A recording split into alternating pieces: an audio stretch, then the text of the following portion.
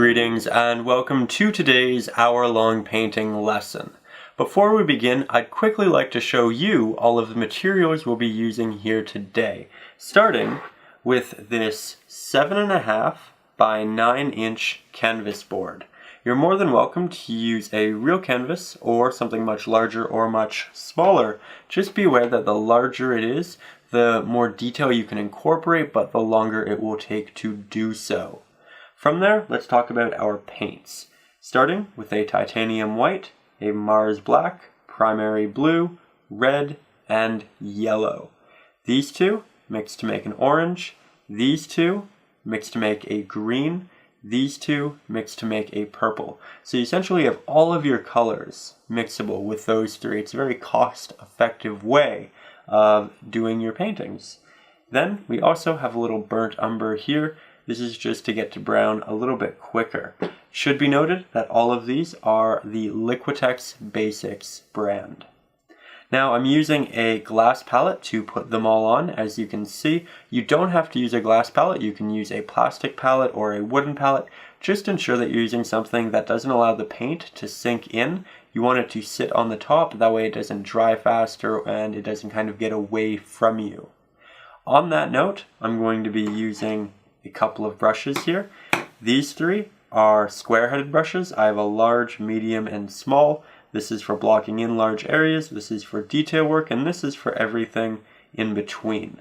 Then I have two small, round-headed brushes. They are for feathered edges, rendering much more softer aesthetic pieces. We'll talk about which subjects we want to include these in the actual painting. But then I'm using one more brush, and it is the old square-headed brush.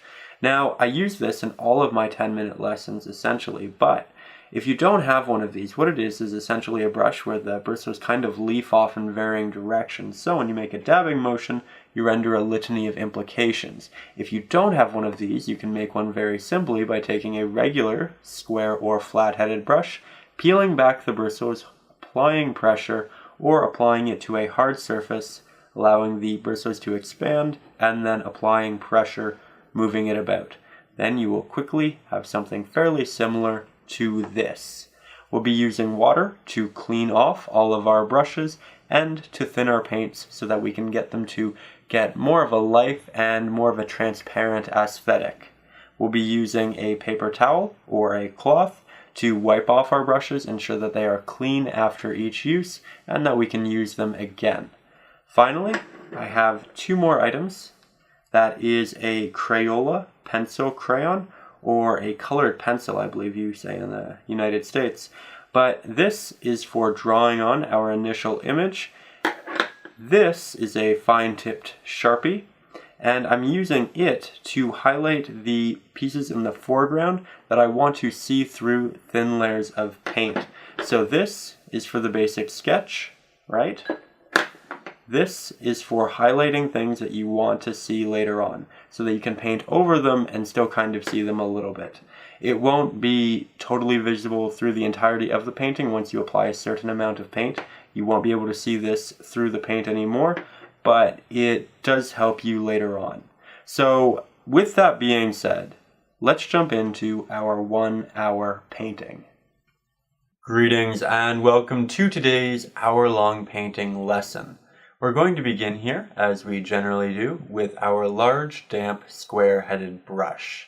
Then I'm going to go to my palette, grab a good amount of primary blue, and a small amount of titanium white.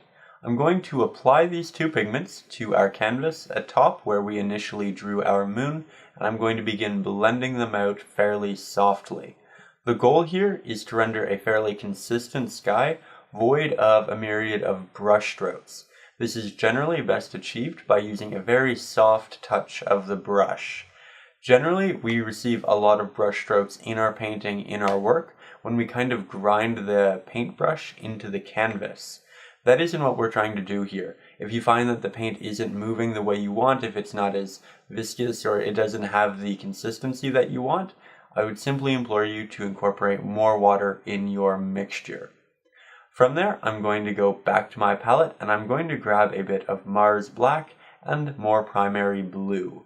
I'm then going to apply these two pigments to the top right-hand corner of our painting, and I'm going to begin blending it out in the same way that we did the initial portion of blue. Now at the start here, it will kind of look like our sky is divided into two blocks of color. However, this isn't really what we want in the long run. We want a smooth gradient from one to the other. So we're going to need to begin blending them into each other, as you can see right here. This is much more easily achieved when both pigments are still wet. However, if that initial blue that you applied has fully dried, you aren't out of luck. You can still blend the newly wet dark layer into the previously dry layer if you use a good amount of water in your mixture. It will thin the paint and make it look much more transparent, so you can get it to look like a thick dark blue on the far right, and then it'll slowly transition into the transparent effect, which will then show the lighter blue underneath. I'm also applying this pigment to the top left-hand corner and blending it down. As you can see right here, we do still have a couple of brush strokes within our piece, and we're just going to very softly work those out. Again, the goal is to almost let the paint from the tip of the brush touch the paint on the top of the canvas, rather than the bristles on the canvas. You want it to be as smooth as possible. Here I added a little bit of additional lighter blue to that middle area and began blending that out. It's just going to make the blending process a little bit easier. Yes, we can blend wet into dry, but this is a much quicker way of going about it, and it's good to know that you can do both in this scenario. Now, it's worth noting here that the sky has a bit of a vignette around it, right? The top corners are a little bit darker, and this is intentional. A vignette is something we incorporate in a lot of our paintings, and it's because it's an easy way to move the viewer's eye into the middle of the painting. The viewer's eye will innately go to the brightest point in a piece, and as long as we ensure that it's around the center somewhere, the viewer's eye doesn't wander off the painting in varying directions. If you had the top left or right hand corner very bright, the eye might wander there and then out of the painting, which isn't what we want. So it's just an easy way of going about that. From there, I'm going to grab my smaller round-headed brush, some wet titanium white paint, and I'm going to begin implementing our clouds. Now, it's worth noting that these clouds, I'm beginning here at the bottom of our horizon, and I'm kind of blending the pigment up in a litany of very circular motions. The goal here is to ensure that the edges are soft and feathered. The middle of the cloud will be more dense, it will have more white in it, and then the outskirts of them, they get more and more transparent, more blue is shown through them. So we're using the smaller round-headed brush because it innately has very soft edges. It has a very round edge, right? So when you make a stroke in application, you get this feathered effect. You get that little bit of a gradient, that little softer edge. Whereas if we were to use a square-headed brush, we get sharp edges because the square-headed brush innately has sharp edges.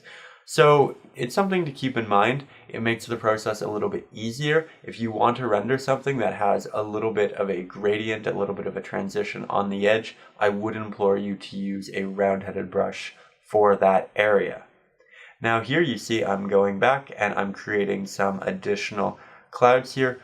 The goal here is to ensure that the tops of the clouds are a little bit brighter than the bottom portions, and I'm trying to move my clouds out to the top right-hand corner. I'm kind of creating some line work, which will be leading lines later on, but the whole idea there is that you want to use the vignette in the piece to ensure that the viewer's eye goes towards the middle of the painting. You also want to use leading lines to ensure that the viewer's eye follows them to your main subject.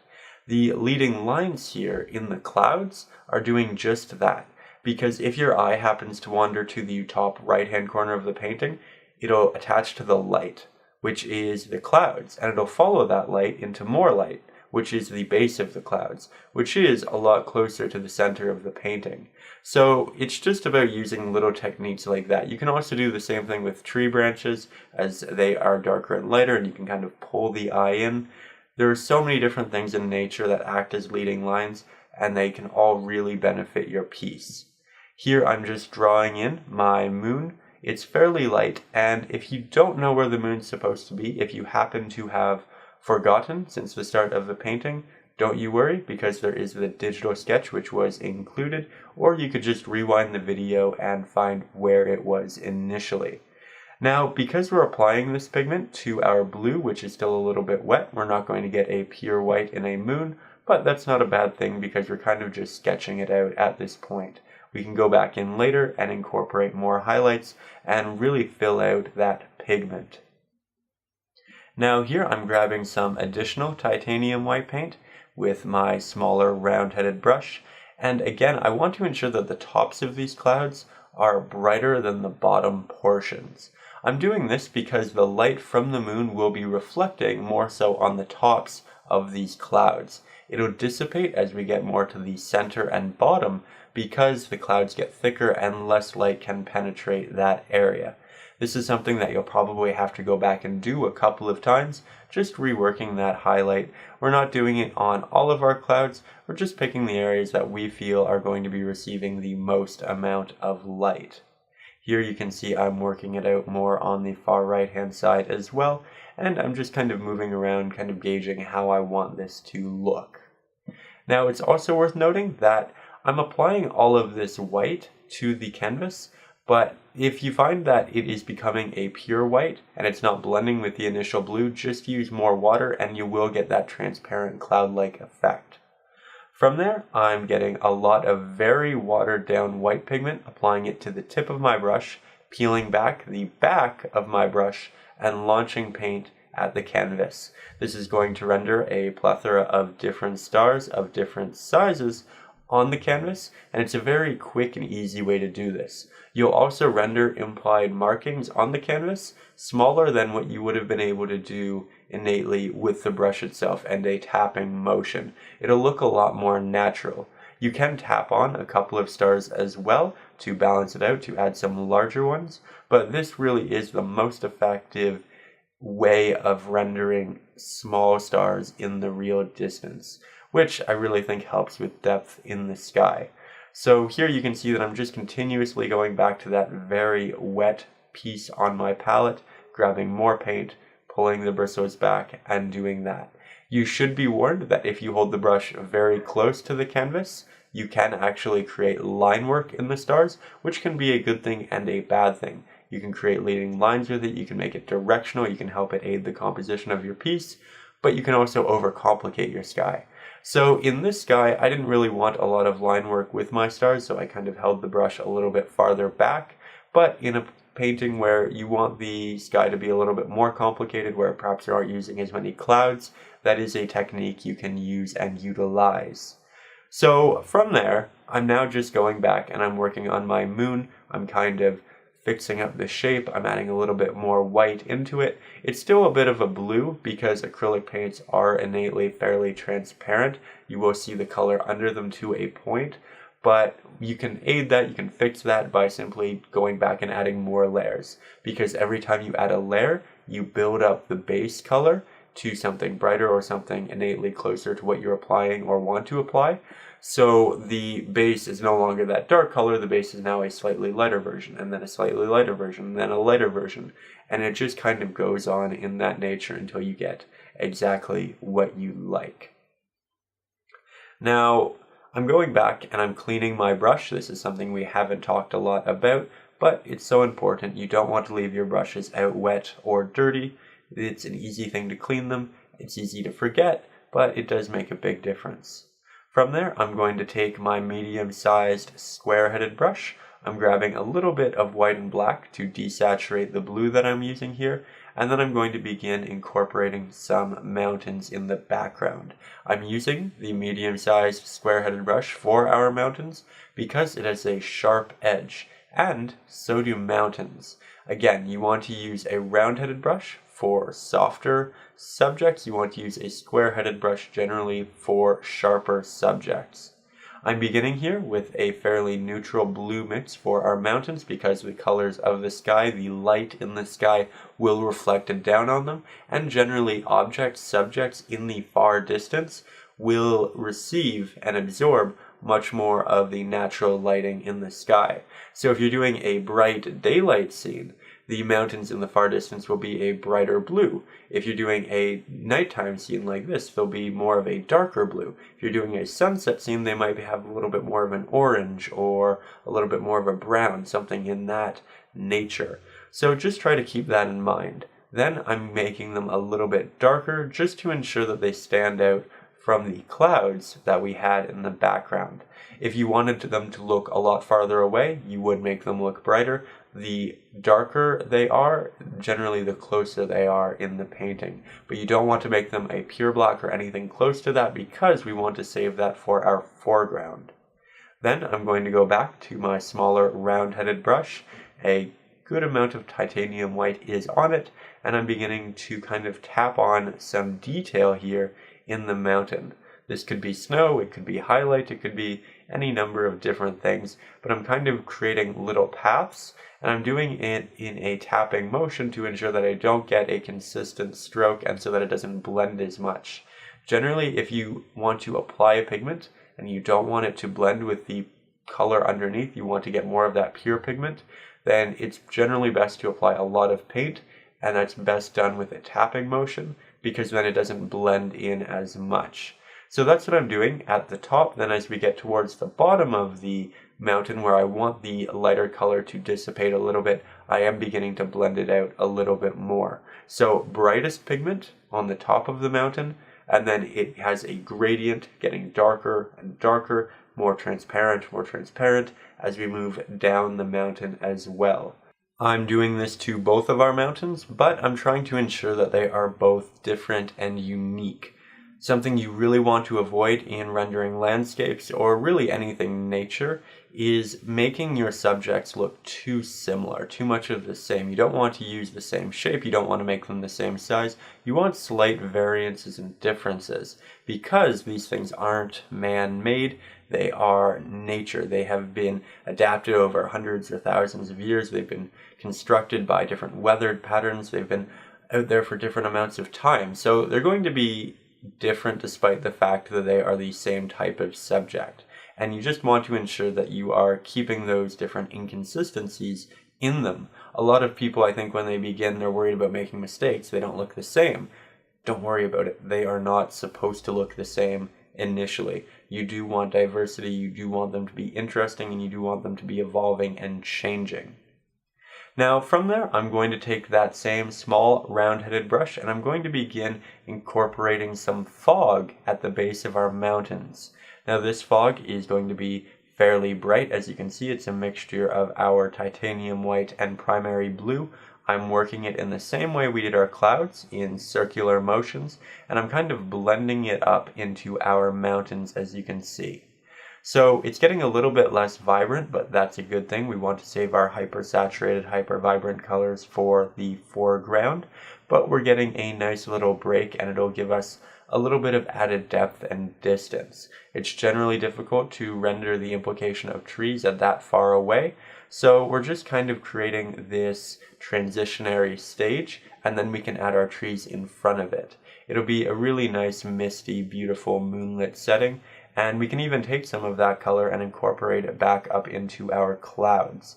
That way it's a little bit more cohesive, and it looks like the light from the moon is having the same effect on our clouds and on our fog down below. I also kind of separated our mountains with a little bit of it, as you can see, and that was just, again, to diversify it, to make it a little bit more interesting, and to kind of create this pathway as well. So we're always just looking for different ways of making these pieces look unique in themselves and interesting. Here I'm extending the fog out just a little bit because we will be covering a good amount of it with our trees, and we just want to ensure that it's far enough down that we can cover all of that. I'm also using the smallest round-headed brush to get as much detail as possible. Now, once we've ensured that the fog is entirely dry, we are going to grab our smaller square-headed brush, ensure that it is damp, then go back to our palette and grab a good mixture of Mars Black and Primary Blue. Then, in a plethora of vertical strokes, I'm going to begin implementing a line of trees atop our fog. Now, upon initially looking at this, I felt my mixture was a little bit too blue, was a little bit too saturated.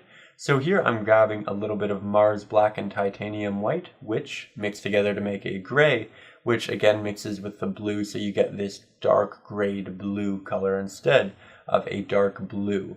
Because it's in the distance, we do want to desaturate it a little bit. We want to generally save our more saturated pigments for our foreground to really capture our viewers' attention and bring them there. And that's really what we're doing here. Now, it's worth noting that we're using the square-headed brush because it does have such a sharp, fine tip, which is great for rendering the tops of all of these trees, and the trees are being rendered by applying the pigment to the bottom portion of the tree. Then I move my brush up softly and slowly begin to relieve pressure. Generally, when you apply a lot of pressure with your brush, the bristles expand, and thus the surface area expands. So when you make your application, the application is a lot larger than what it could have been. Whereas when you use a very soft touch, when you're very delicate with it, only the bristles at the end of the brush are going to touch the canvas and the painting, so you get a much more fine line. So that's a really important thing to remember when you're trying to render small, sharp edges or protruding pieces like what the tops of these trees have. From there, I'm going to begin implementing some additional fog, but this time I'm going to do so with my smaller square-headed brush.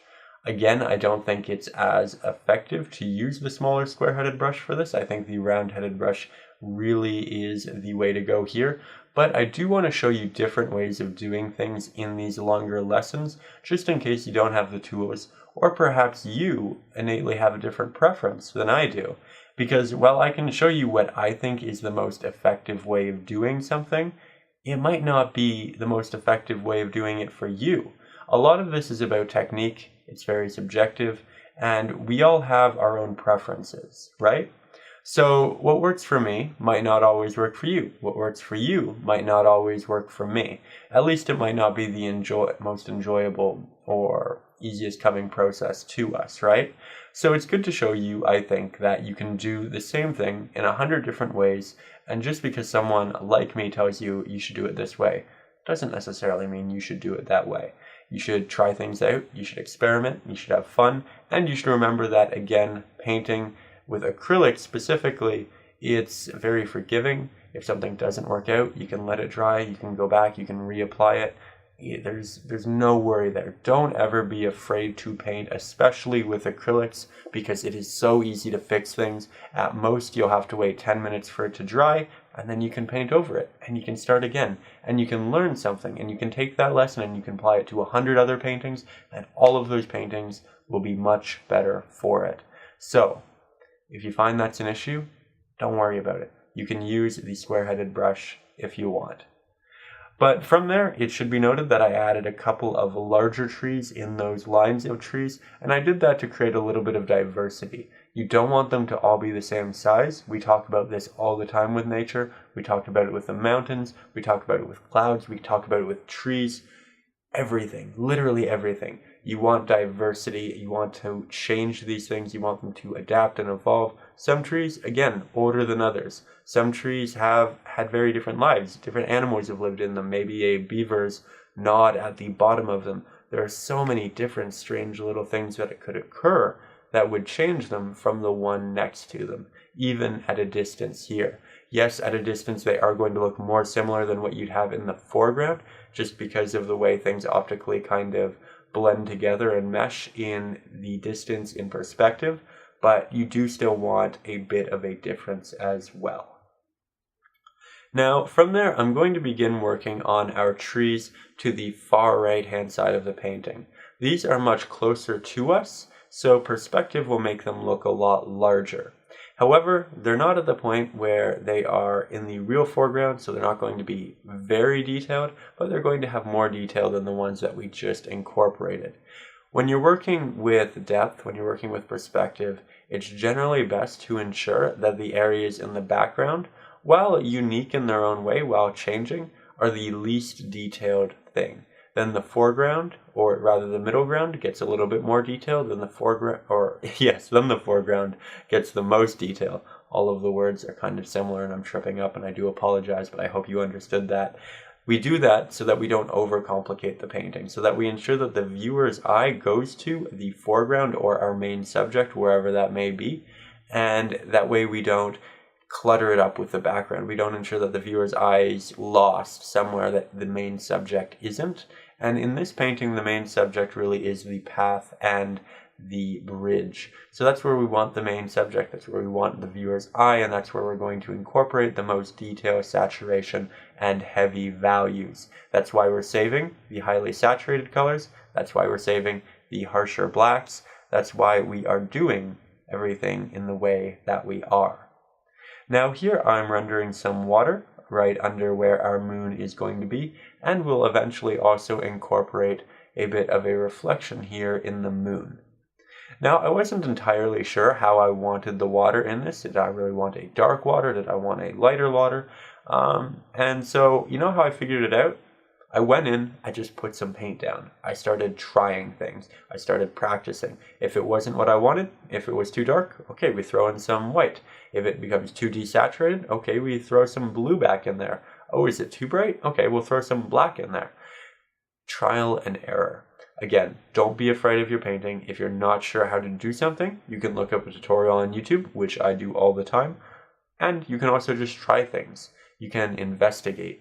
And generally, that's really what's going to get you a good result. So that's what I'm doing. Then I'm incorporating a bit of the tree's reflection in our water. And I'm kind of touching up a line of trees in the background as well. Kind of moving back and forth in this area. Generally, I would implore you to start at the back of your painting and then begin to move forward to layer on top of the background, as it's the easiest way of going about it. But if you are feeling a little bit daring, if you're feeling a little bit adventurous, then you can go back into the background of the painting. You can add things, you can change things. It's a little bit more difficult, but it's definitely doable, and again, do not fear while painting with acrylics. There, I just drew in the base of a tree that I'm going to have in the foreground here, and now I'm beginning to add the foliage and the branches to the right and left-hand side. They are going to get smaller and smaller as we move towards the top of the piece, and they're going to get larger and larger as we move towards the bottom.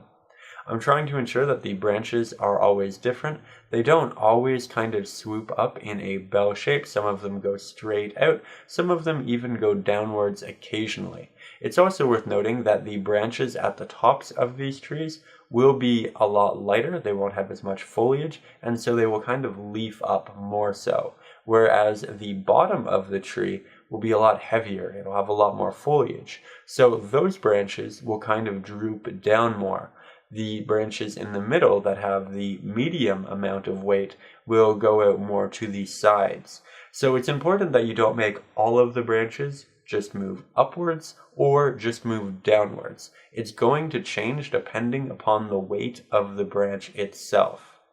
It's also worth noting that I'm using my smaller square-headed brush to render these trees, the foliage and the branches, because again, it has very sharp edges, and I want our foliage to look fairly sharp. This tree is in the foreground, so it should have a good amount of detail and intricacy within it. We're also making it black just at the start. We will go back in, we'll add some green, we'll add some blue, we'll add some highlights, and we'll really build up the depth in it, but we need to build that foundation first, which we will build on top of. I talked about this in the last hour-long painting, and I'll probably talk about it in all of them just in case someone's new to it, but painting is very much like building a house, especially with acrylics. You put down a very unaesthetic foundation, and then you build a beautiful house on top of it. But you have to put that foundation first. You can't be discouraged by seeing said foundation. You have to go into it knowing, you know what, this needs to be here. It's not going to look great for the first half that I'm working on it, but it's going to look great in the end. I trust that. I trust the process, and I'm going to move forward. That's what doing that silhouette right there was, and we'll be doing a bit more of it in the future as well. But it's a good thing to bring up now and remember, because that really is painting in general. It's having faith in yourself, in your vision, and if things aren't working out, that's fine. Again, we just rework them. It's just part of the process. Now here I'm incorporating more trees into our middle ground, as you can see, and we'll also be incorporating these trees in the foreground fairly soon at the other edge of the bridge. This section of the painting is very much, though, just creating these silhouettes of these trees. It's working on them, it's going back, it's fixing them. Here we're adding some additional reflections in our water. We're separating the land, as you can see there, and we're just kind of fixing things up. But something very much worth noting here, as we get closer to the foreground, we're incorporating more of that pure black. As we are in the middle ground, we have a little bit more of the titanium white in our mixture for those silhouettes, and when we're farther in the background, we have a lot more white. Because those areas are going to be washed out, they're going to have a lot more reflected light from the moon and all of that, and in the foreground you see a lot more of the natural colors. It's a very easy way to create depth. It's to ensure that, again, the most stark pigments and the most saturated pigments exist in the foreground. Both of those things begin to kind of dissipate as you move back into the background. Now, you can also take artistic liberties. That's what happens in real life, but artistic liberties are essentially things that you change in your painting that are opposite from real life. And you do this to aid the painting, because sometimes what exists in real life isn't really the most aesthetically pleasing way of presenting something. So in this case, we're actually making the sky, or going to make the sky, fairly vibrant, fairly bright. And that's not necessarily the realist thing with the way we'll be presenting this, but I think it will be the most aesthetically pleasing way of doing it. So just keep that in the back of your head. If you're working from a reference photo, or if you're working from a tutorial of mine or anyone else's, recognize that you can change it. Just like you don't have to use the same techniques I'm using or anyone else is using, you also can change things to your liking. And I think that actually makes painting and all of this a lot more interesting when we incorporate our own unique touch to it. But, we learn generally through copying, through trying things. So I think tutorials like this are important. I know I learned from a lot of these before I started my channel. I know a lot of you are actually familiar with Lisa from Lockery Fine Art. She inspired me initially to start a YouTube channel and creating these tutorials, and I learned so much from her. So we all learn from somewhere, and that's great. But it's also great to find our own unique style and our own unique way of painting. So with all of that being said, I'm now just adding in all of those pigments to the background. I'm kind of darkening the trees we have in the middle ground. Then I'm taking that same fog color that we used initially, and I'm placing it at the base of our bridge here. I want it to look like the fog is kind of moving through the path in the forest, and it's illuminated from the night sky. So that's what I'm doing. I'm blending it with the square-headed brush, which again, probably not the smartest idea, but doable. You could switch to your other brush if you are fairly quick. And I'm just trying to ensure that we kind of move the blue in the painting in different areas. I didn't just want the top left-hand corner or left side of the painting to be the only blue area. Otherwise it might look like we kind of split the painting in half color-wise. Generally, if you use a dominant color, you're going to want to incorporate it in all sides of the paintings, at least with a very minuscule or minute amount. So that's what we're doing here. We're just trying to add some additional balance to our painting. And then I'm going to take my smaller square-headed brush, that same one we've been using all this time, and I'm going to put in the base for yet another tree. Now this tree is also fairly close to our foreground, so it's going to have a good amount of detail. I'm going to begin implementing the branches in the same way that I did the tree to our far left, and that means the branches at the top are very small and the branches at the bottom are much larger. It also means that the branches at the top are going to kind of curve upwards in that slanted bell shape, and the bottom portions are going to curve downwards in that slanted bell shape. So we're being repetitive, we're using the same techniques, but we're still trying to ensure that this tree is going to be different from the tree that we initially did, right? We don't want to match it perfectly. We are kind of working much more cathartically. We are moving the brush around much more so than we would have otherwise. And in doing so, we are ensuring that the painting remains interesting and captivating, and that when one person feels that they are looking at a tree, they don't feel like they've seen all of the trees. So, they might want to explore other ones. They might want to see how you did other things, right? You don't want to compress it to a point where everything's the same. So that's what we're doing. Then, on the note of making everything not the same, we're going to do another very similar tree, which is kind of ironic, but I'm using these two trees here to frame the back of our bridge area, the walkway. So it's one of those things where, yes, they are similar, but it serves a purpose. There's a duality in it. And the framing, I think, brings a lot of attention to that area, which is good because we want the viewer to kind of feel like they can go on that path. We'll also create a great contrast between the dark trees on both sides of the fog, which is following the path. And as you know, contrast is really captivating. If we made every portion of the painting very bright, nothing would stand out. If we made every portion of the painting very dark, nothing would stand out.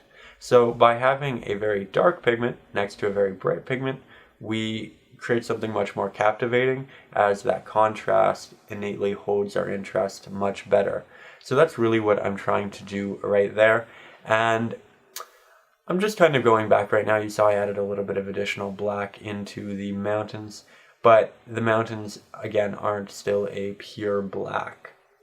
Then I'm going to go back and fix the bottom portion of the tree that we were working on just a moment ago. You could switch to a larger square-headed brush to incorporate this paint, but it's also worth noting that if you're ever debating over if you want to use the round-headed brush or the aligner brush or a fan brush or a square-headed brush or flat brush, for the record, a flat brush is a square-headed brush. It's just an easier way to explain it.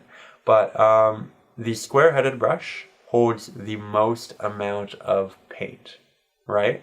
So if you got something of equal size in a round-headed brush or in a different type of brush, the square-headed brush will generally be able to hold and dispense more paint, which is good in acrylic paints because they do dry quickly, so the more paint you can get on there quickly, the better you'll be a little bit later on. But again, you can blend a wet layer into a dry layer, so I wouldn't worry too much about that. Now, from there, I'm going in and I'm incorporating another tree, and it's a little bit deceiving right now because when acrylic paints are wet, they're fairly reflective, especially dark colors, especially black. So you'll apply something and you'll think, oh, that's not as dark as I want. You'll apply more paint and you'll think, oh, that's still not as dark as I want. It's just because it's drying. I wouldn't worry about it. You need to have faith in that process. And if it isn't the pigment you want when it's dry, you can go back and you can change it. But don't just continuously add more and more paint. While it's difficult to create texture with acrylic paints, it is achievable. So, have some faith. And if it isn't what you want, then go back and fix it. But there isn't any need to continuously add darker pigment in hopes that it does darken the pigment, if that makes any sense. Now from there, I'm beginning to incorporate some water. I added the black right under the bridge because it will have more of a shadow. And then we have some more blue to the right and left-hand side. I'm using the larger square-headed brush because it can hold the most paint and dispense the most paint. And then I'm blending it fairly softly in the same way we did the sky. However, you can create something much more textured. It'll look like a much more running water if you use the side sharp edge of the brush. If you use the full flat side, you render something fairly soft, like the sky. But here you can see that I'm using the edge of it instead, and we're creating all of this line work. It looks like the water is running, it's shimmering, and there's a lot more going on there. It's a little bit less calm. So there are different ways of doing things, and I don't actually end up keeping the water looking like this at the end of the painting. I just wanted to show you that it was an option, it was something you could do. It was easily achieved with this brush. As you can see, it's coming together very quickly, and I'm applying that highlight predominantly to the middle of the water, where the light will reflect the most on it, because the edges of the water will be slightly more transparent, and you'll be able to see the land through it, and the land underwater at night is very dark. So that area will be fairly dark, whereas the tops of the water, or rather the middle center, will get a little bit more light. So just something to keep in mind in your rendering of water like this. But again, we'll go back and we'll make it a little bit more calm. Now we are going to use a different color. That's right, we're using something other than primary blue, Mars black, and titanium white. Took us a while, but we're getting there. So here I'm taking a burnt umber from my palette. I'm using my medium-sized square-headed brush, and I'm also grabbing a little bit of titanium white paint. I'm grabbing the additional titanium white paint and later a little bit of Mars black to thicken my pigment. Generally, with acrylics, pigments like primary yellow, primary blue, primary red, and burnt umber are very thin. They're very transparent, which means you see the pigment underneath them to a point. So when you're applying your first layer on a white canvas, you'll get a mixture of the color that you want to use and white, so it'll brighten it a little bit. So what you need to do to thicken that pigment is add a thicker pigment, like a titanium white. It is very thick, it's very opaque. And a Mars black is as well to a point. So we add in those additional pigments. It's also going to desaturate it a little bit, which is good because it means we can add in our details with a bit of a higher saturated highlight. I'm doing a lot of this in a tapping motion now because I want to create little mounds of dirt. And I'm doing that with a slightly brighter pigment than what our initial base layer was. Again, it's like building a house. We have our initial foundation, which is the plain color, and then we add the house on top, which is the highlighted pigments, the detail work. And that's what we're doing. So because the pigment right now is very wet, it's kind of all blending together a little bit, and we're not getting those stark little bumps that we necessarily need. So I'm going to let that dry now. It's a good base layer. It doesn't look right, but it doesn't need to right now. While I wait for that to dry, I'm going to move back over to my water. I'm going to grab some primary blue. I'm going to apply that to the top. And I'm going to create something that looks a lot more still, a lot more serene. While I do love the aesthetic of running water, and I do love the effect of the, it kind of looks like it's trickling in the light, it isn't what I want for this painting, because this painting is meant to have a very calm, serene, subtle atmosphere, and that atmosphere isn't aided by a running river. So we're going to make it much more still. To do so, I'm ensuring that the brush is using the large edge and not the smaller edge, right? That's really the only difference you need to make when doing that.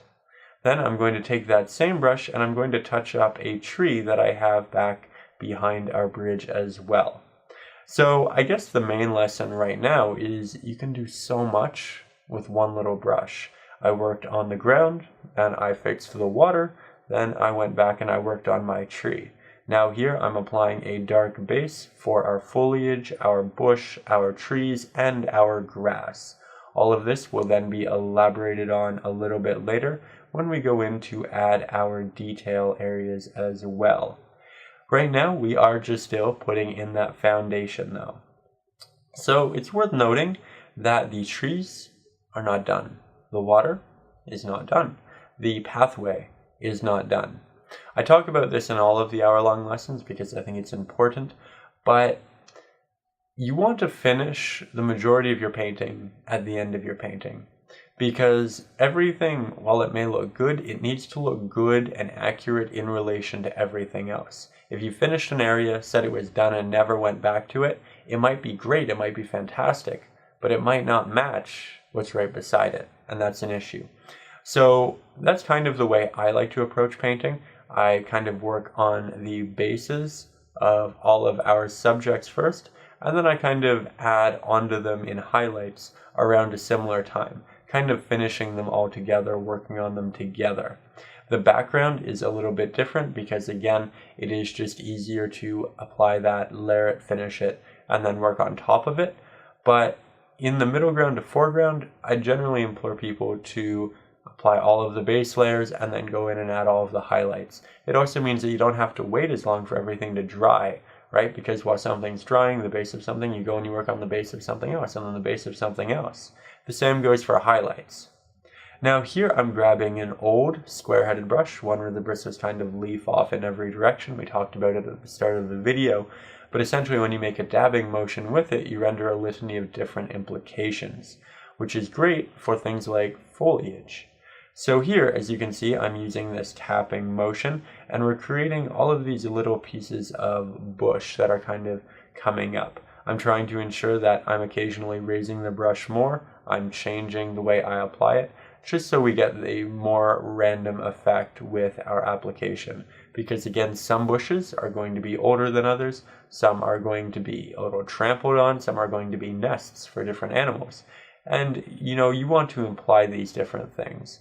It can be a little bit difficult when you don't have that much room to do so, but in the very least you can try and you can diversify shape and size, which is exactly what I did there. Then I'm going to grab my smaller square-headed brush, grab some black, and now I am using a pure black because I am in the foreground and I'm just beginning to work on our light posts. A lot of people will tell you not to use black in your acrylic paintings or your oil paintings for that matter, and it's a highly divisive conversation. People say that because black is innately generally fairly void of tone or color hue. So it isn't warm, it isn't cool, which means if you want to render a warm painting, it's not aiding your painting, right? It isn't warm also. If it's a cool painting and it's not aiding your painting, it's not cool. Now you can buy cool and warm blacks, but we'll put that aside for this conversation. You could mix in red into your black though, and that would make it a warmer black. You could mix a blue, like a cooler blue, into your painting and you get a cooler black. So these are also things to keep in mind that you can edit and change it if you'd like. But I think that when you're beginning, when things are like color theory are still a little bit more abstract, when they're a little bit more difficult, maybe when you understand it but you're not ready to implement it, I think black is a great learning tool. I still use black in my paintings, and I think it's completely okay. I think there are ways around the way it doesn't kind of aid the depth in the painting, and it's great for contrast. So it's also worth noting that what you're working on is your painting. It's not someone else's painting. So whose opinion matters about it? Yours. So don't get discouraged if someone tells you, oh, you can't use that in this painting, you can't do that, you can't. Do what you want to. Painting's meant to be fun, it's meant to be relaxing, cathartic, and it's only really those things if you're creating what you want. So keep that in mind. You don't have to follow rules. Rules are great to help you in painting, they're great to teach you, but they shouldn't dictate everything you do.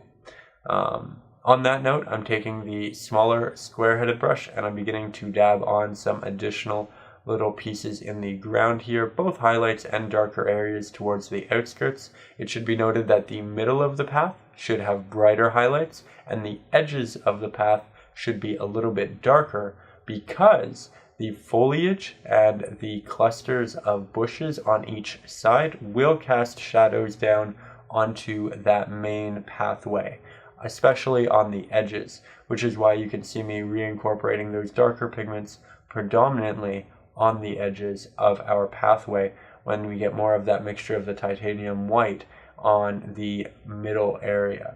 So it's all about creating this progression. In the middle of the sky we had that nice light blue, and then it kind of progresses into the dark blue, and it does so in a very soft gradient and transition.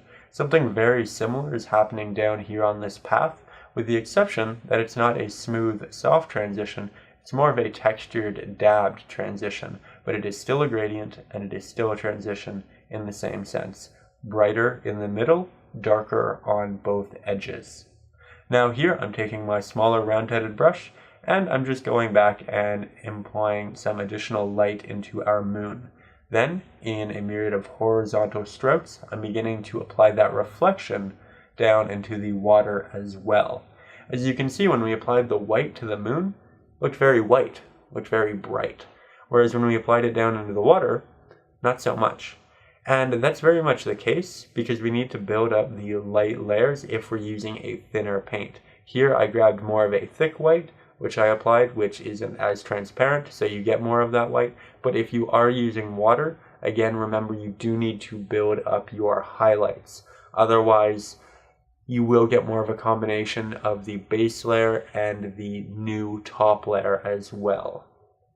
It's also worth noting that I'm blending out the reflection on both edges, and I'm trying to ensure that the middle area is yet again the brightest. It's very similar to what we did in the ground, and it's again very similar to what we did in the sky, just in a different style of application. Middle, bright, edges, dark. It's amazing how so many things in painting follow these same rules, and once you have a good grasp of them, almost every piece of every painting just comes together in the way you like and fairly easily.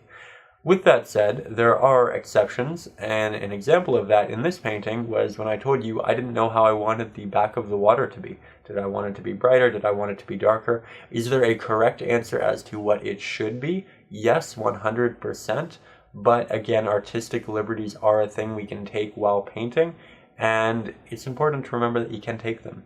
Unless you are doing true hyper-realism, you can do whatever you want, right?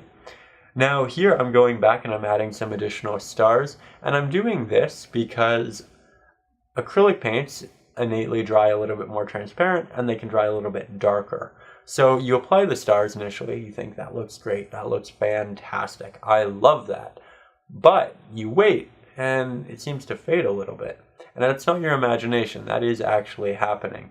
So you can go back and you can add more, and you can add additional layers, you can use a thicker pigment, and that's just a process of painting. That's why we're always going back and redoing portions of the highlight. We're just building up those light layers. But keep that in the back of your head, because if you feel that when you initially applied a pigment and it looked fantastic, you loved it, and now it doesn't look that way, don't get discouraged. You did have it right.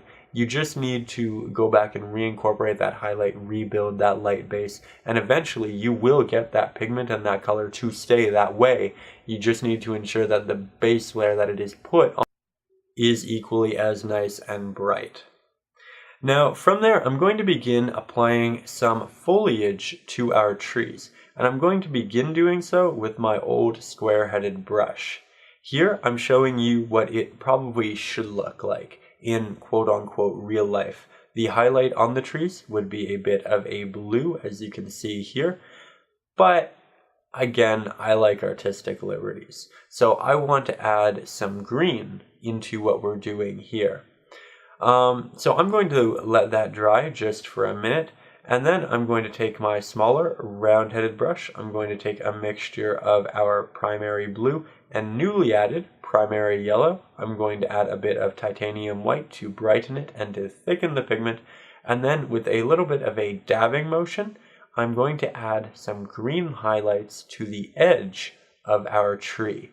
We could use our old square-headed brush to render all of these implied implications in the background, or we could use our smaller round-headed brush.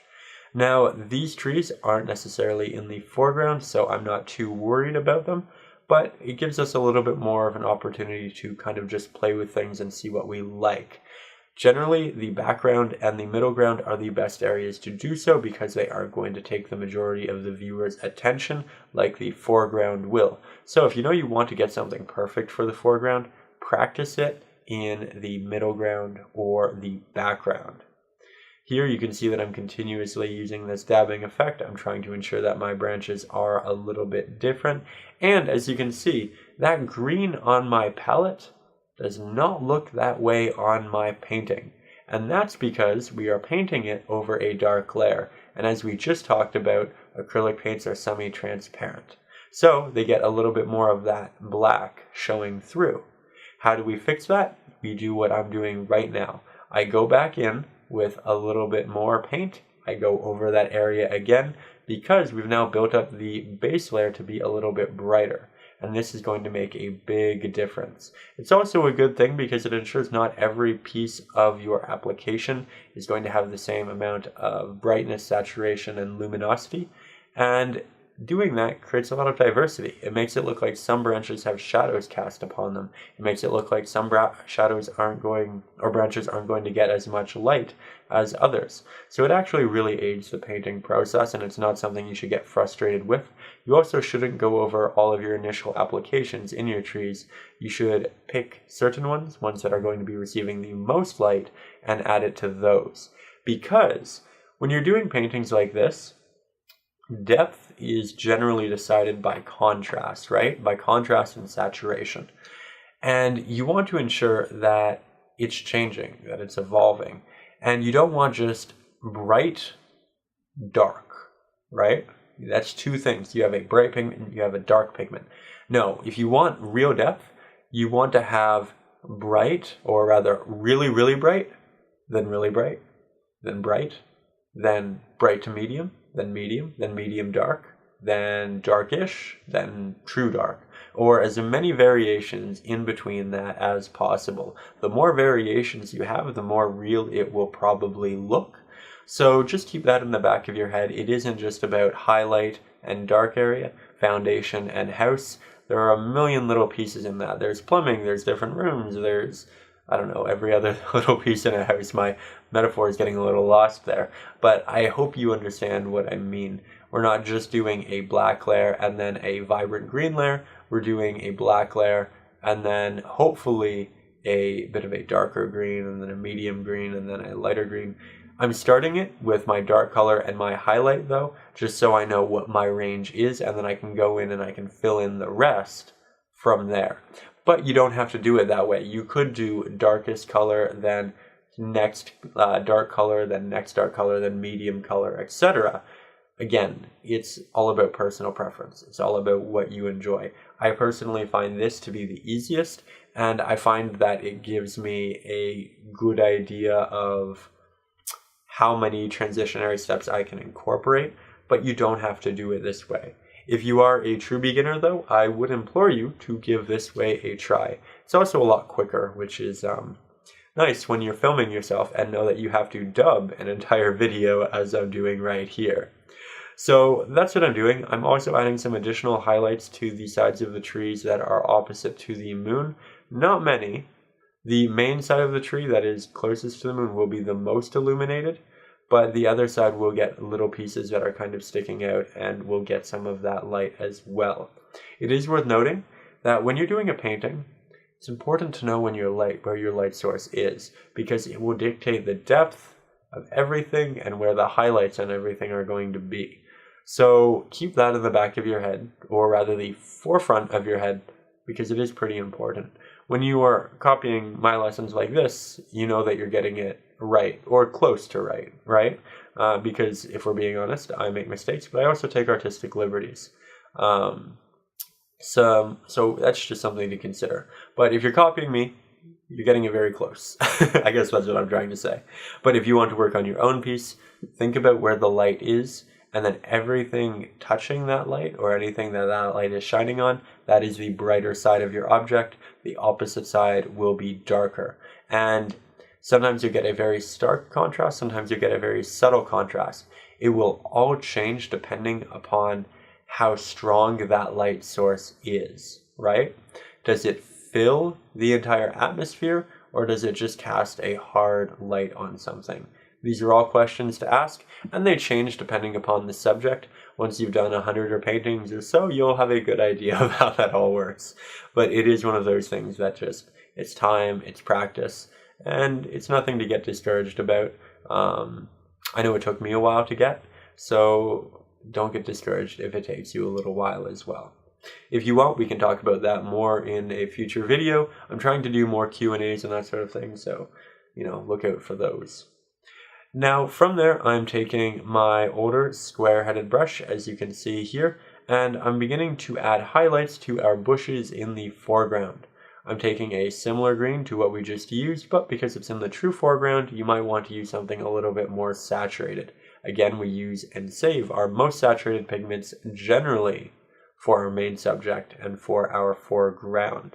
So it's also worth noting that I'm not covering the entirety of these bushes with this tapping effect and this highlight.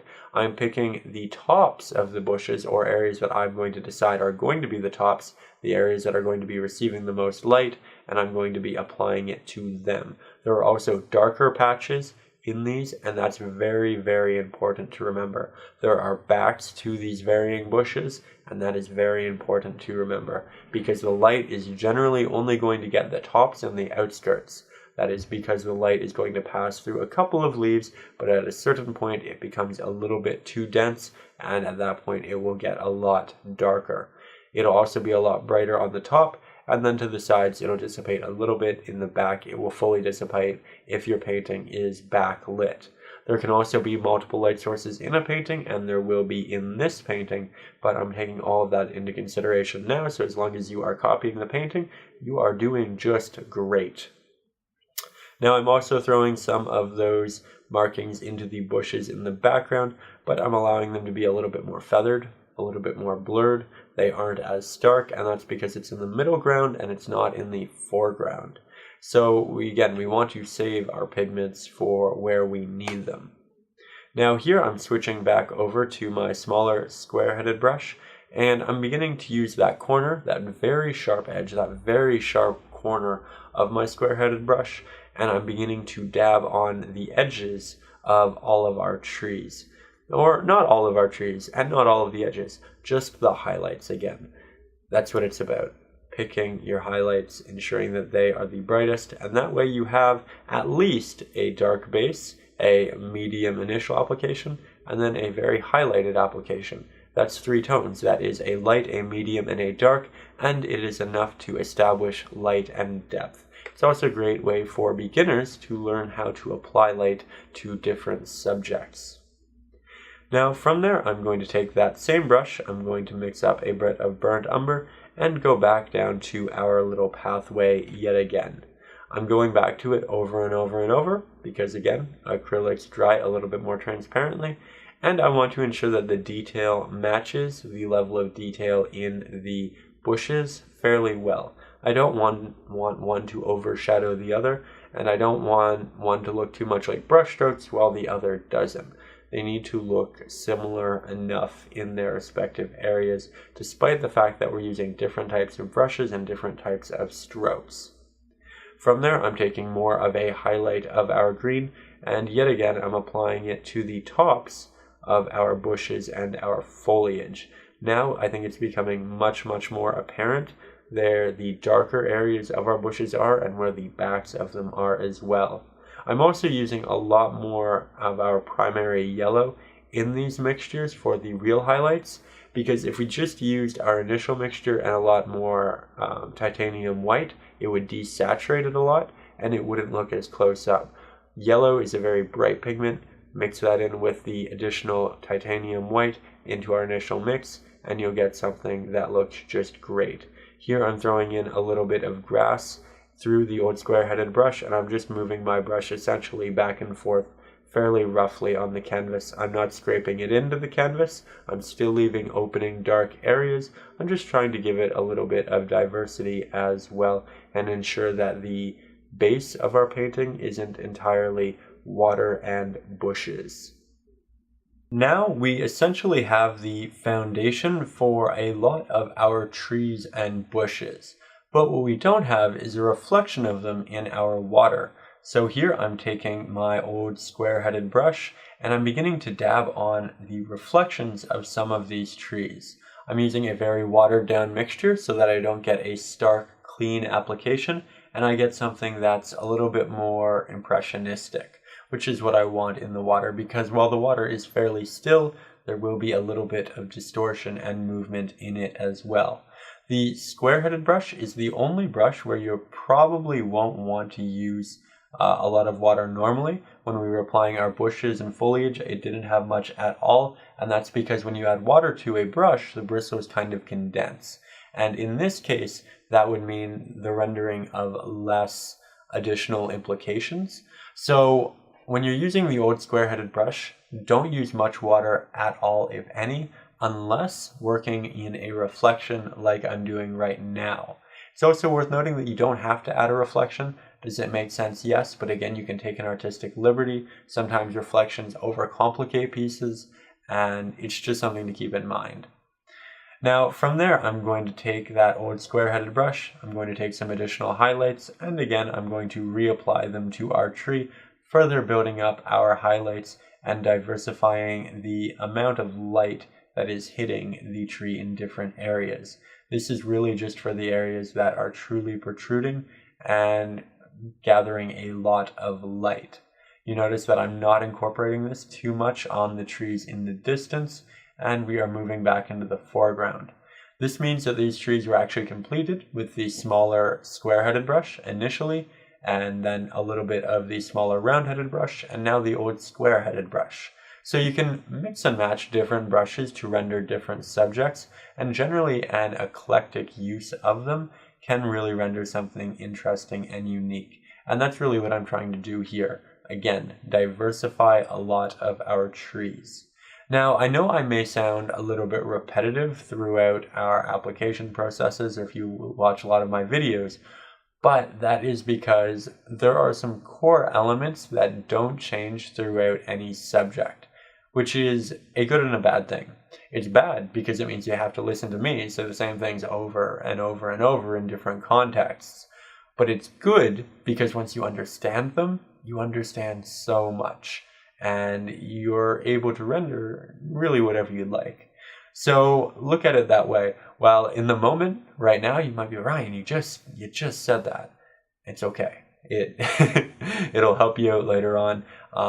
I know that I'm someone who learns a lot better through repetition, and I wish that my teachers were a little bit more pushy on these topics.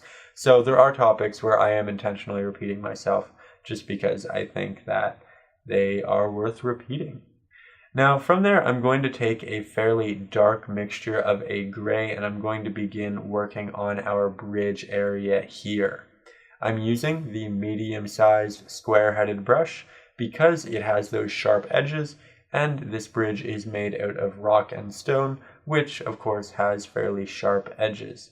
Again, square-headed brush for sharper areas, round-headed brush for softer areas. A lot of people think you use the round-headed brush for softer or for sharp areas because it has a very fine tip, but if you look at the corner of a small square-headed brush, its tip is generally far sharper than the tip of a small round-headed brush. So keep that in the back of your head. The smaller square-headed brush can hold more paint than the smaller round-headed brush, and it has a sharper tip if used correctly. Just keep that in the back of your head. Now here I'm going back and I'm getting a bit of a darker pigment for the inner portion of our bridge, and I'm using that same darker pigment for the bottom portion of our bridge. I'm using a darker area here because it's not going to be receiving as much reflective light. Yes, the bridge outer portion that we did initially is opposite to the side of the moon, so it's not getting any direct light, but it's getting a lot of reflective light from the water. Where the middle portion of the bridge, it's kind of trapped, right? There isn't much light to be getting in and reflecting upon it, so it's going to be a lot darker, very close to the bottom of the bridge, which again will also not receive much light at all. It will get a little bit of reflective light, but it will be significantly less than the side of the bridge. Then I'm taking a brighter pigment and I'm creating the hand railings on the top of the bridge, and these are much more illuminated, right?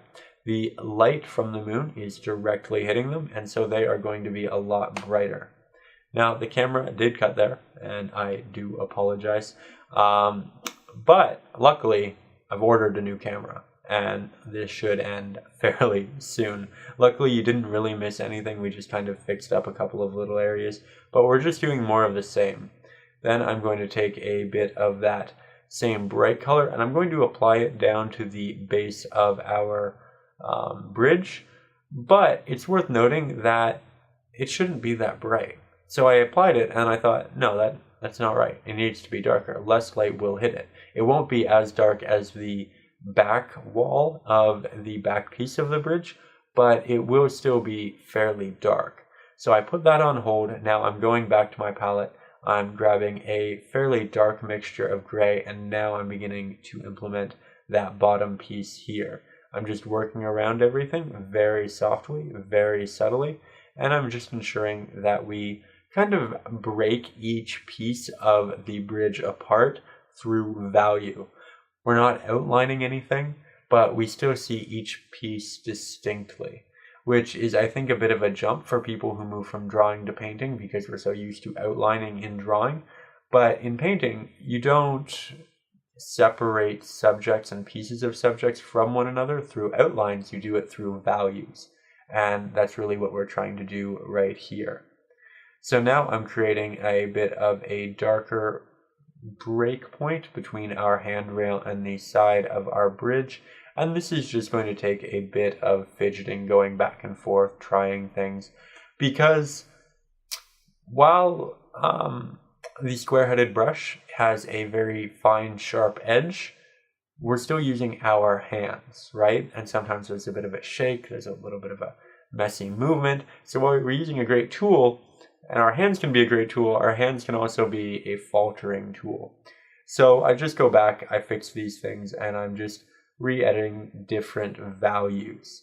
I also added a couple of little stone pieces at the base of our bridge just to give it a little bit more interest. And I did that with a slightly brighter color, but it's still very messy and unpristine. So I wouldn't worry too much about that. You don't even have to do it. It was just a little something there. Then I'm grabbing more of a highlighted gray and I'm beginning to apply it where the moon will really be hitting our bridge. So I'm doing that predominantly on the handrails, and I'm just trying to ensure that we get those nice sharp edges that we really want. It's going to take a little bit of time, it's going to take a little bit of practice, but if you're going to put time into your painting, the best place to put time into is the foreground, because again, it is where the viewer is meant to look. It is what is meant to captivate and hold the viewer's eye, and it is the area you really need to pay a lot of attention to.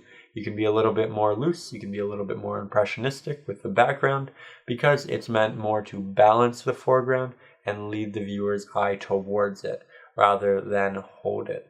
So just keep that in the back of your head. If you don't have that much time and you want to do a painting and you're like, where do I put a lot of my attention?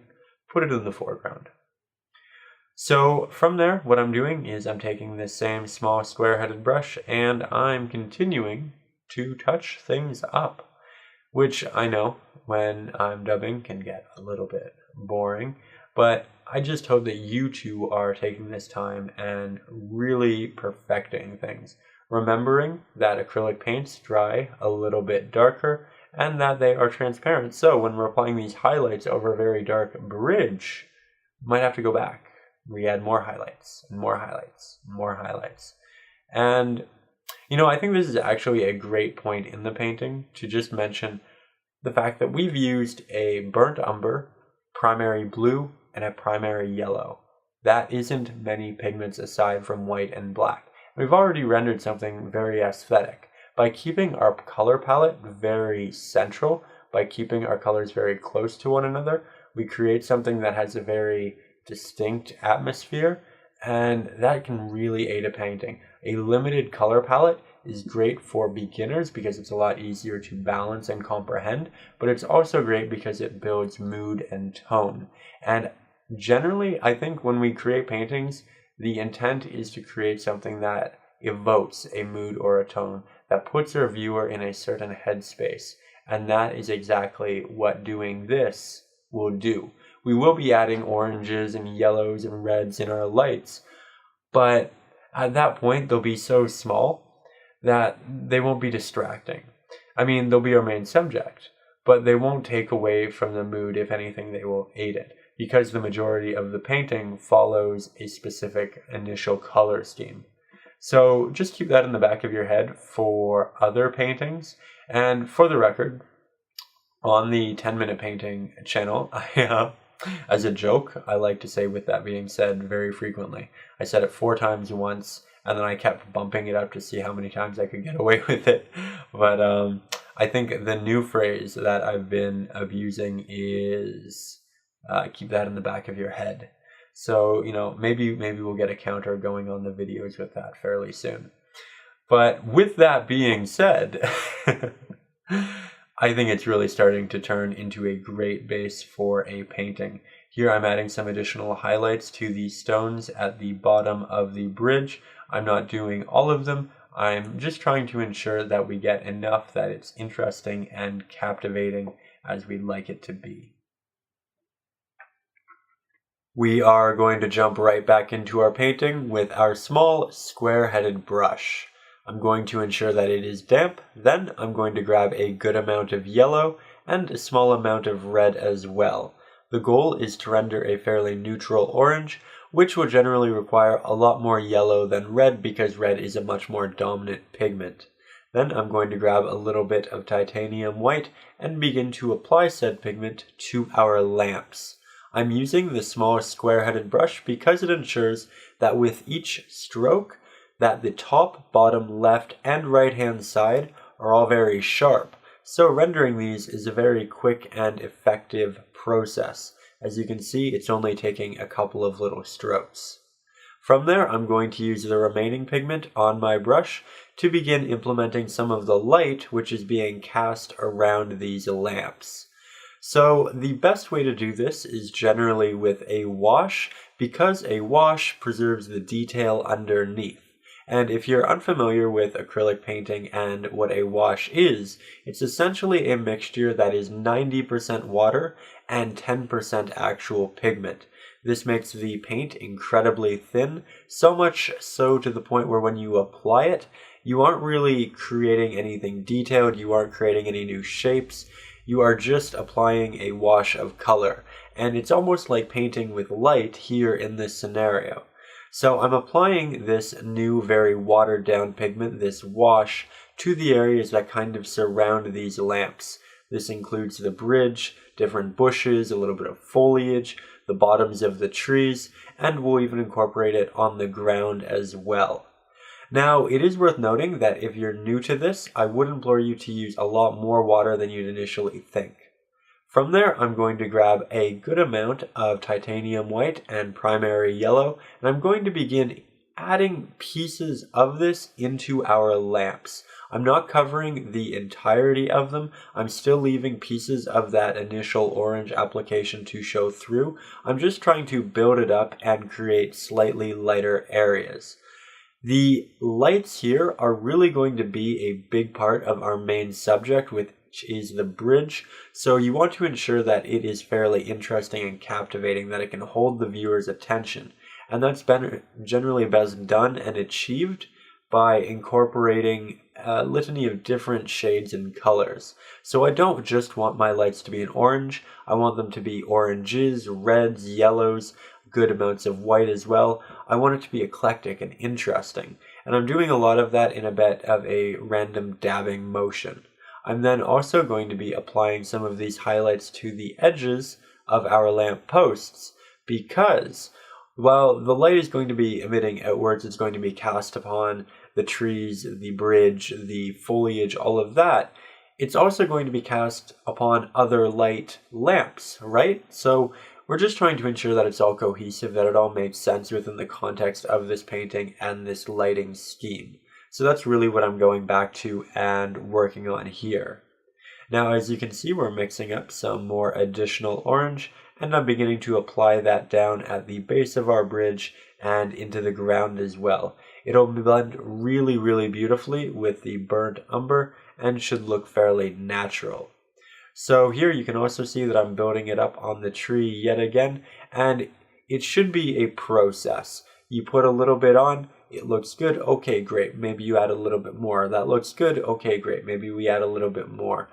You don't want to go in with any pigment that's too thick initially, otherwise we won't be able to see through it and we'll lose a lot of the detail.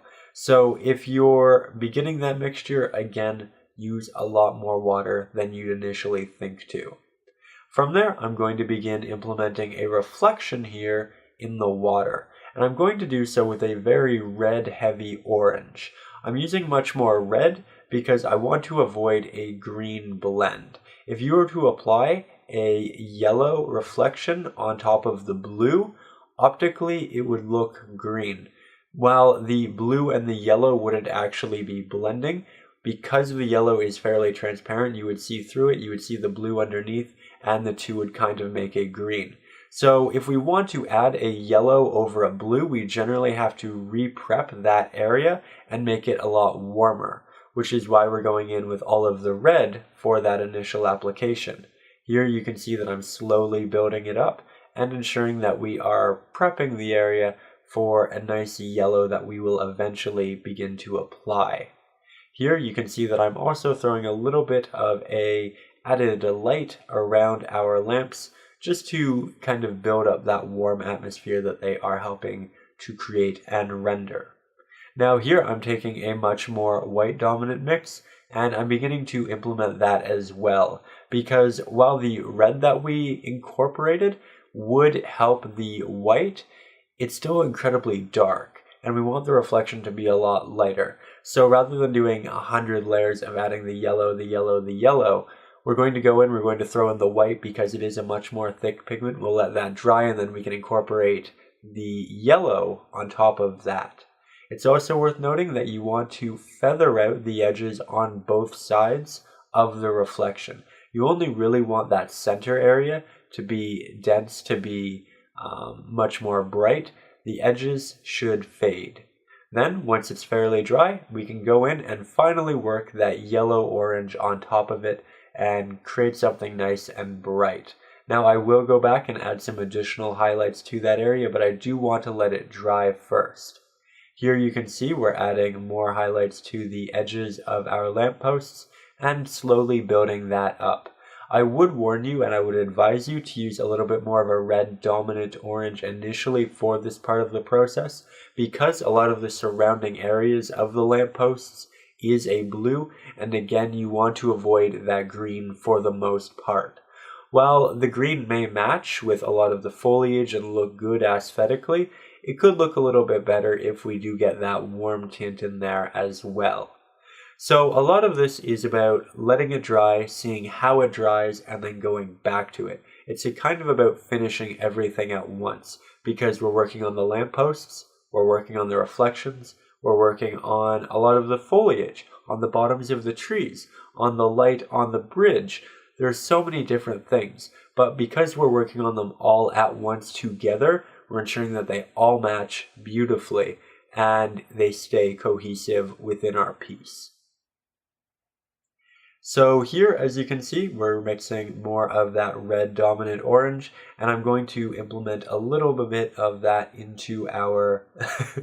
Can you hear me? I'm tripping over my words much more.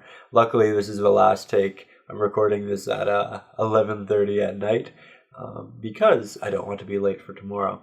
But I'm just incorporating more and more of these different tones and colors. I want to ensure that it's interesting. And again, that is best achieved through a bit of a combination. We talked a lot about having a cohesive painting, and that was done through having the blues and the greens, which of course are next to each other on the color wheel. Now, the orange, the reds, they're very far from that, right? They're very much the opposite. But orange and blue are complementary colors. They really help each other pop. They look good together, and I think it works well in the piece. It's also good that we're using a minimal amount of orange, because otherwise it could be a little bit overwhelming. But to this extent, I think it just really pops, it grabs the viewer's eye, and it brings them in quite well. So right now, as you can see, we're kind of just doing more of the same, and that's generally how these hour-long paintings end, because we've essentially laid the foundation for our painting right, and we've added a lot of the details, and then you have to go back in and you have to touch things up, you have to ensure that they kind of all match, and that's kind of the process right now. But here I would like to show you that you can actually add more additional orange foliage, as you can see. If you feel that you've kind of washed out a bit of the detail from the initial washes, you can go in with this brush and kind of reinsert some of that, and it can actually look really, really nice. So, don't be afraid of the washes. You can remedy these things if you do happen to falter. And you know what? A lesson is always worth it. So here you can see that I'm cleaning off that square-headed brush. And as I've mentioned to you a good number of times, this square-headed brush, or rather the old square-headed brush, it's something you want to use predominantly when dry because the bristles will kind of clench together when it is wet and you won't be able to render as many nice little implied markings. So just be careful with that. I know it's easy to get into the habit of cleaning your brush after every application, but sometimes you do need to let it dry. Now from there, I'm getting much more of that orange and I'm still rebuilding around that lamp. Here we're getting a lot of additional yellow and we're going to add some additional highlights to our bridge. Now you can see a nice mix of the darker orange that we initially applied and the lighter yellow that we're applying right now. It's also great to really highlight pieces of the ground, as you can see here, and pieces of our foliage. Now, I'm using the same brush to work on the foliage, to work on the ground, to work on the lamps, and we didn't initially use this brush for really any of these things, right? But using it here, we're ensuring that all of these pieces, while painted with different types of brush strokes, look cohesive. It's just this little added touch that kind of merges everything and brings it together. Because it's a similarity, it's a fairly sparse similarity, but it's something that the eye will recognize subtly, and it'll say, yeah, okay, that all makes sense. It looks like it fits together, which is an issue you can have if you paint everything in a very drastically different brush stroke. So the interjection of a couple highlights done with the same brush and the same type of brush stroke on multiple subjects can really bring a painting together. It might not be the most effective way of rendering any of those subjects, but it is an effective way of making a little piece stand out and connect. So that's also another thing you can kind of use in your repertoire, and it kind of goes alongside of artistic liberty, where is this choice the most correct? No, probably not, but it will aid the painting. And that's something we need to consistently think about, right? Now, we've been doing a lot of touch-ups and highlights in the light sources, and right now I'm actually going to go back to the sky and add some brighter clouds, as you can see up here. We're using a fairly bright blue, and I'm applying it predominantly to the tops of our clouds. Remember, clouds are best rendered with a small round-headed brush and with a circular motion of application. I'm trying to ensure that a lot of these are fairly soft, and I'm occasionally blending them out with my finger. This is going to make them a little bit more transparent, and it'll give it a bit more of a feathered edge. I'm creating these clouds over here to the far right because I just want to create some leading lines that will take the viewer from the top right-hand corner of the painting down towards the center of the painting. It won't lead the viewer's eye off of the painting because that top corner is so dark. The viewer's eye probably won't wander all the way up there and stay there. It'll again be pulled back into the light, and this will just kind of help us with that process. The trees also pull us down into the subject, which is great. So here I just threw a little bit of yellow into the moon. It's not something you have to do, but it can be nice. So again, artistic liberty that I thought I'd at least show you what it looks like so you could make your own decision. If you end up not liking it after trying it, you can of course let it dry and then begin to add an additional layer of pure white on top as well. Something else you can do is add more stars, or as you can see here, add a little bit of additional highlighted foliage. I just wanted a couple of pieces that would really stand out and capture the viewer's attention along the edges and along the lights. That's really where we want the detail in the piece, and that's a place where a little bit of extra detail application, brush strokes, really can work well. Again, you don't want to do too much of that in the background because you want the background to just lead the viewer's eye into the foreground. You want it to frame it correctly, you want it to aid the composition, but you do want the viewer's attention on your primary subject, which again is the bridge here.